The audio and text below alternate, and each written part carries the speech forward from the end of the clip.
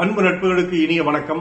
இன்றைய திரிகடுகமும் என் பொருளும் செய்யுள் 23 புண்ணியம் தரும் நற்பண்புகள் அல்லது அறப்பயனை கட்டும் கயிறு என்ற தலைப்பில் நல்லாதனார் சொல்லியுள்ள 3 கருத்துக்கள்.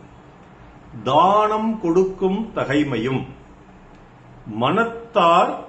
மானத்தார் குற்றம் கடிந்த ஒழுக்கமும், தெற்றன பல்பொருள் நீங்கிய சிந்தையும், இம்மூன்றும் நல்வினை யார்க்கும் கயிறு.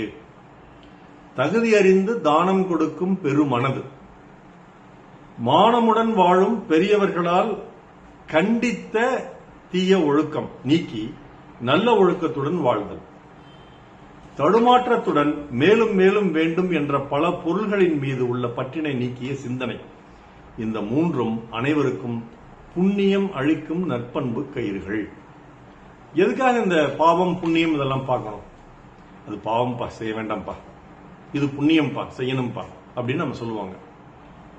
புண்ணியம் என்றால் வெறும் கோயிலுக்கு போய் சாமி கும்பிட்டுக்கிட்டு எனக்கு நல்ல வாழ்க்கை கொடு சாமி, என் பசங்களாம் நல்லா இருக்கணும், நிறைய சொத்து சேர்க்கணும், நிறைய புகழ் வரணும் போய் சாமி காலடியில் விழுந்து கும்புறதோ அல்லது ஒரு மதத்தின் பின்னால் செல்வதோ நிச்சயமாக உங்களுக்கு புண்ணியம் யாருக்குமே கொடுக்காது. சாமி அப்படி நீங்க கும்பிடணும்னு எதிர்பார்க்கவும் இல்லை, எதிர்பார்த்தா சாமியும் இல்லை. நீங்கள் புண்ணியம் தரக்கூடிய செயல்களை செய்கிறீர்களா? கோயிலுக்கே கூட நீங்க போகாம இருக்கலாங்க, சாமியை கூட கும்பிடாம இருக்கலாம். ஆனா ஒரு ஏழை வருகிறான், தன் பிள்ளையினுடைய படிப்புக்கு உதவி வேண்டும் என்று கேட்கிறான், நீங்கள் பொருள் கொடுக்கிறீர்கள். பல ஏழைகளுக்கு நீங்கள் உணவளிக்கிறீர்கள், வீடு இல்லாதவர்களுக்கு வீடு கொடுக்கிறீர்கள், உடை இல்லாதவர்களுக்கு உடை கொடுக்கிறீர்கள். இப்படி யாருக்கு தேவையோ அவர்கள் தேவையை அறிந்து நீங்கள் கொடுக்கிறீர்கள். அது புண்ணியம் தானே. நீங்க கோயிலுக்கே போகலாலும் அந்த புண்ணியம் செய்தால் போதும் என்றுதான் சாமியை நினைக்குது. அடுத்தது இந்த இரண்டாவது புண்ணியம் சொல்லி எதை சொல்லுது அப்படின்னா ஒழுக்கம். ஒன்று உதவி, அறம், தானம். இரண்டாவது ஒழுக்கம். அந்த ஒழுக்கம் எப்படி இருக்கணும்?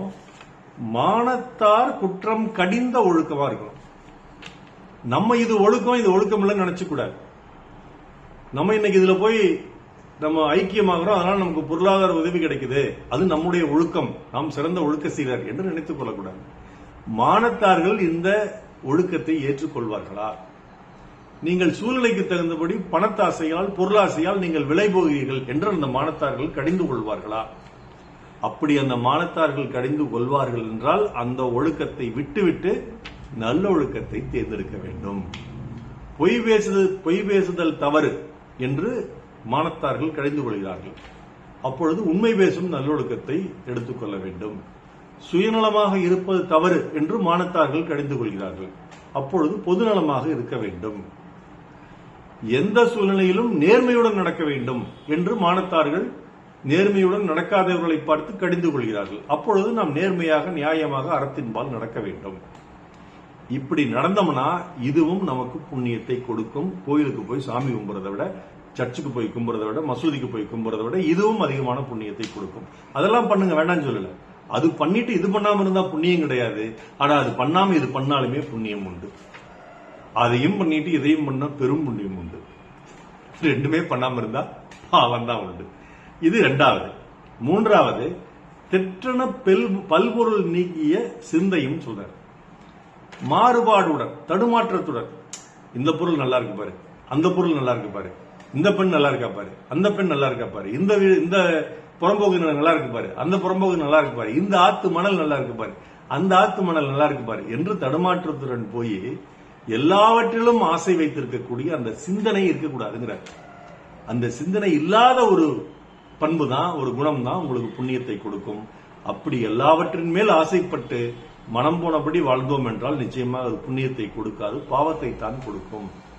அப்பொழுது வாழ்க்கையில் புண்ணியம் தேடுபவர்கள் செய்ய வேண்டிய 3 விடயங்கள் என்னென்ன? அந்த புண்ணியத்தை நோக்கி கீழே 3 கயிர்கள் தொங்கிக் கொண்டிருக்கின்றது. அந்த 3 கயிர்களிலும் நாம் ஏறி சென்றோம் என்றால் அந்த புண்ணியத்தை அடைந்து விடலாம். அதில் ஒரு கயிறு உதவி செய்தல். இது பல மதங்களும் வலியுறுத்தக்கூடிய உதவி செய்தல், தகுதி பார்த்து தன் சக்திக்கேற்ப உதவி செய்தல். இரண்டாவது, பெரியவர்கள் சார்ந்தோர்கள் குற்றமிட்டு சொன்னவற்றை செய்யாதிருத்தல், அந்த ஒழுக்கத்தை கடைபிடித்தல். மூன்றாவது, பெரிய ஆசைகளினால் தடுமாறும் மனம் கொண்டு எல்லாவற்றிலும் மேலும் ஆசைப்பட வேண்டும் என்ற அந்த சிந்தனை இல்லாமல் இருத்தல். இந்த மூன்றும் அந்த கயிறுகள், அதை பிடித்து ஏறினால் நம் புண்ணியத்துக்கு சென்று விடலாம் என்றுதான் நல்லாதனார் கூறுகிறார். தானம் கொடுக்கும் தகைமையும், மானத்தார் குற்றம் கடிந்த ஒழுக்கமும், தெற்றென பல்பொருள் நீங்கிய சிந்தையும், இம்மூன்றும் நல்வினை யாருக்கும் கயிறு.